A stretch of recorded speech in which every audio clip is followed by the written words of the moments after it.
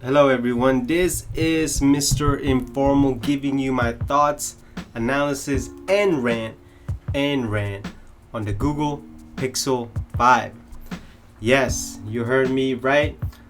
Google has released the new model for the Pixel. It is called just the 5, Pixel 5.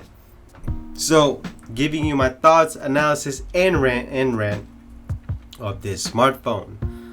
So, first and foremost, let me give you my thoughts, my final thoughts on this one. It's basically increment upgrade. Should you upgrade to this from Pixel 4? No. If you have a Pixel 4a, no. If you have an iPhone, no.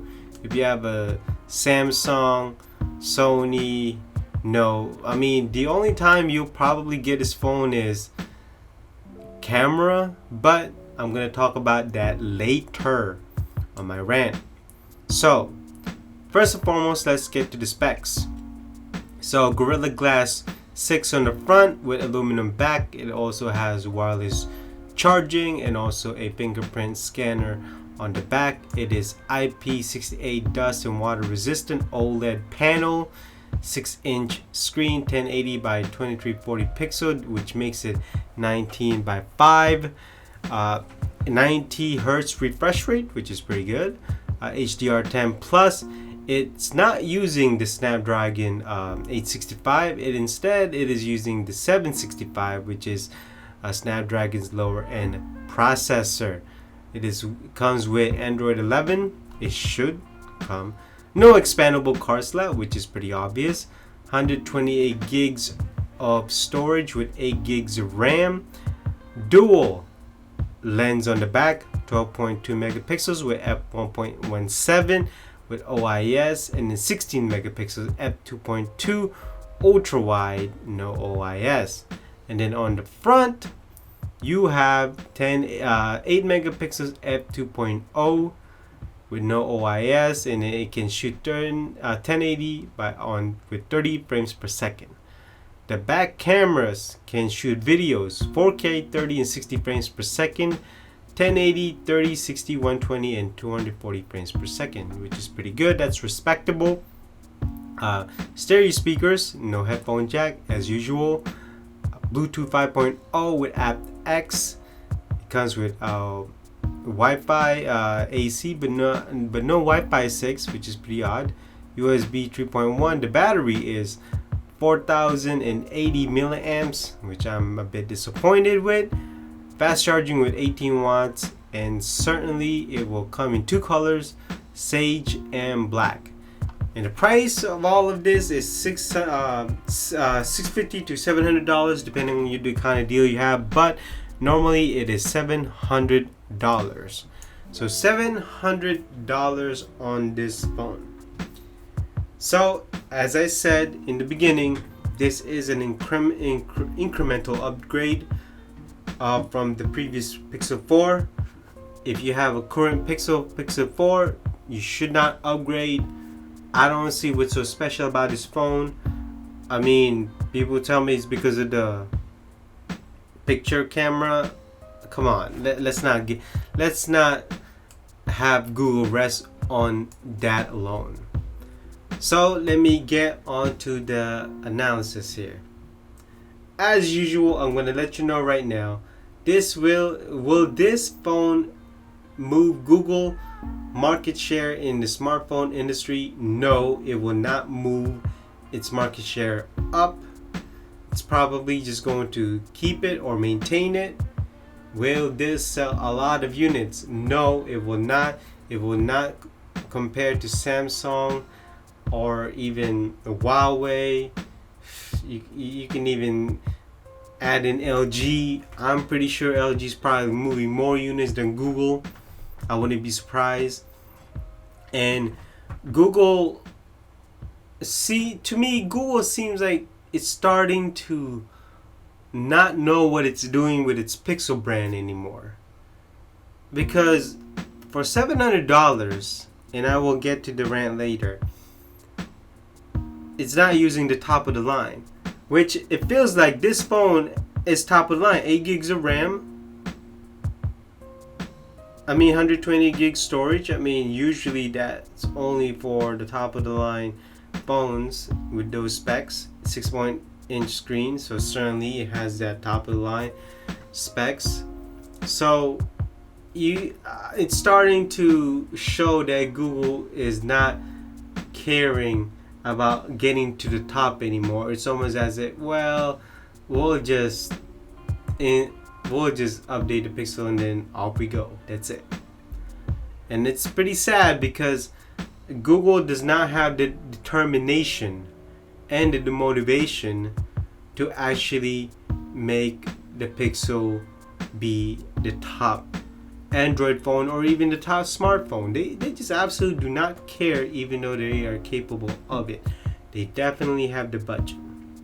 But since putting this phone in a global scale, this is not going to beat the Galaxies. It probably won't beat the LGs or even the Sony. Sony is really quite popular overseas.